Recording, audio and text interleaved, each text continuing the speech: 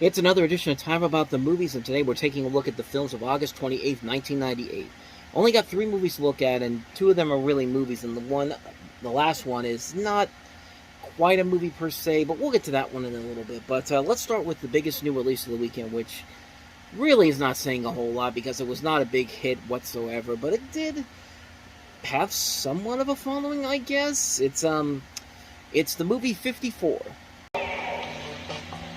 Did you ever hear about Steve Rubell? The guy was a genius. He took this club in New York and turned it into the center of the universe. He comped the designers, the photographers, and the record people, and the models, actors, and rock stars followed right behind them. The key to the magic was Steve controlled the door. Right over there. It didn't matter if you were a plumber or a supermodel. Sorry, guys, not with that shirt. I said not with that shirt. If you looked hot enough, you were in. Welcome to my party. 54 is fun. Mike Myers gives a brilliant, Oscar-worthy performance. Ryan Phillippe, Salma Hayek, with Nev Campbell and Mike Myers. 54. And I say sort of a following because, yeah, this is one of those weird ones that has somewhat of a following. I mean, it was not a big hit critically when it came out, but it made decent money at the box office, and Miramax basically put out these different director's cuts. There was a director's cut in 2008, and then there was another one in 2015, which was a new edit, which had like over 45 minutes of original material put back in here and 30 minutes of studios reshoots removed. It's a very complicated film. There's like 3 different versions of this movie that are out. None of them are really all that good, honestly. This is basically the story about the famous nightclub, Studio 54, during the 1970s and the early 80s. And you have Mike Myers in here playing Steve Rubell, the man who was behind it all. And, of course, you have Ryan Phillippe, Salma Hayek, Nev Campbell among the cast. But, like I said, the movie, no matter which version you watch, is not really all that good. In fact, it's kind of a generic movie. It's a film that's trying to... It wants to be like something like a Boogie Nights, but Boogie Nights did it a whole lot better. But it wants to be more mainstream, too, at the same time. And I think that was the biggest problem with the film, because it doesn't really know what kind of a direction it wants to take. It wants to take some of these hot young stars, Ryan Phillippe, Salma Hayek, Nev Campbell, and also you have Mike Myers coming off of Austin Powers, and doing something a little bit that's outside of his norm. In fact, he's the one thing that I'll give credit for. He actually is pretty good in the movie. It's very interesting to see him do a role where, you know, he's kind of outside his norm, and he'd very rarely go on and do that. Like Inglourious Basterds was another one, and then there was also Bohemian Rhapsody, where, again, he was one of the few things about that movie I actually really, really enjoyed. It was like his brief little appearances playing the manager of the Queen of the record company that Queen is for Queen, and the guy has some talent to him. It's just that he had a little bit of an ego too, but. I mean, that's the one thing I'll give the movie credit for. He's actually really good in this film, but everybody else, it really doesn't know what kind of a direction it wants to go into. It doesn't know if it wants to be a mainstream movie or something that's more on the lines of a Boogie Nights. Boogie Nights will be remembered more than this movie did. That's basically the biggest fault with the movie, is that Boogie Nights had a better story, better characters, better writing overall, better direction.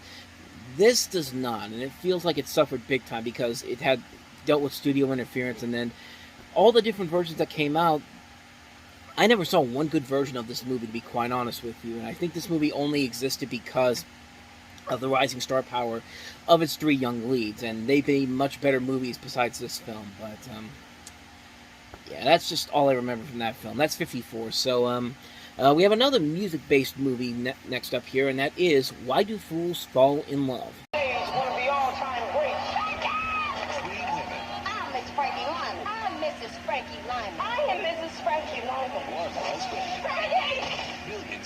At stake. Am I to understand that there are 3 women claiming to be the widow of Frank Lyman deceased? Halle Berry, Vivica A. Fox, Lila Rashawn, Little Richard, and Lorenz Tate.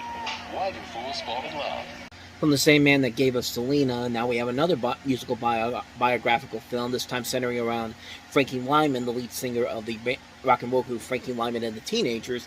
And it basically follows the three different women in his life. Each of them claim to be married to Lyman and lay claim to his estate. The three women are Halle Berry, Vivica A. Fox, and Lela Rochon. You also have Larenz Tate playing Frankie Lyman and Little Richard playing himself in the movie. And it's kind of on the same levels as something like Selena. Not a perfect film overall, but a good enough film that I would say is definitely worth the watch, especially to see some really good performances from the three leading actresses in here. Halle Berry, Vivica A. Fox, and Lela Rochon. And even Larenz Tate is very good in the movie. Little Richard, it's Little Richard being Little Richard. I mean, he basically was playing himself. I mean, obviously he's playing himself, but I will say Miguel A. Nunez Jr. plays him in the early 50s, and he wasn't half bad. He actually does play the role pretty well, and if they were to make that biopic about him, he would have been perfect for this. But other than that, nothing too spectacular about the movie, but it is a good film. I'm glad I saw it, so I'd say definitely check it out. If you like Selena, you'd probably enjoy this one a lot too. So that's Why Do Fools Fall in Love. So let's wrap this one up with the last one we have here, I Married a Strange Person.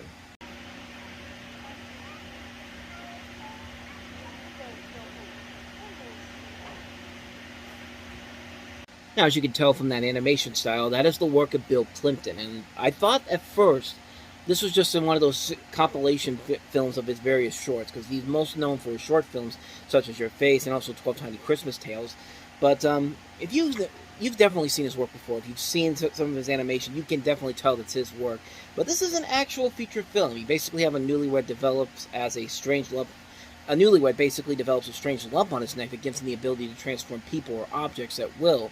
His wife is very upset. Meanwhile, the CEO of this company, Smile Corp, learns of this man and his abilities and sees a way to achieve world domination if only the man can be taken alive. So, certainly a lot going on in this movie. Now, the bad thing about this is that I have not seen this film, and I like Bill Plympton's work. I've seen a lot of his shorts. I've seen a lot of his stuff from The Simpsons. I've seen 12 Tiny Christmas Tales. I had no idea that the Your Face segment was actually a short film before I saw it first on The Simpsons, when Homer did the exact same thing. But this is also the guy that did Don't Download This Song and TMZ for Weird Al Yankovic. I mean, he's a great animator, and I had no idea that he made several movies. He actually made several of them. The Toon, Mutant Aliens, Hair High, Idiots and Angels, Cheatin', Hitler's Folly, Reversions. A number of films I never even knew about, but yeah, this is... I gotta catch up with this guy's work. I mean, I like his work a lot. I had no idea he made that many different animated films, so yeah, I really do want to see his work. Unfortunately, I have not seen this one, so I can't really say about the quality of this film, but it's probably got some great animation to keep it going. I mean, that's just... It's Bill Plympton, man. Bill Plympton makes great animation regardless of what he does, so something I'll definitely check out one day. So that's I Married a Strange Person. So with that said, that wraps up another edition of Time About the Movies. We'll head into Labor Day weekend 1998, coincidentally on Labor Day weekend 2023 as of the time of recording this, with only a couple of movies, nothing too memorable. Knockoff, Firelight, and Phoenix. That's pretty much all the movies that came out on this weekend, so we'll look at those on the next time we come on this particular show. But until then, as always, if you want to see more videos like this, please hit the like and subscribe button below. And if you want to see more videos like this, of course, check out the playlist on the next page, check out the previous episode, and stick around, because coming up in just a little bit, it's our premiere episode of Time About the Movies Flashback. We're taking a look at the films of Thanksgiving weekend 1988, and that's going to be coming up in just a little bit, so stay tuned.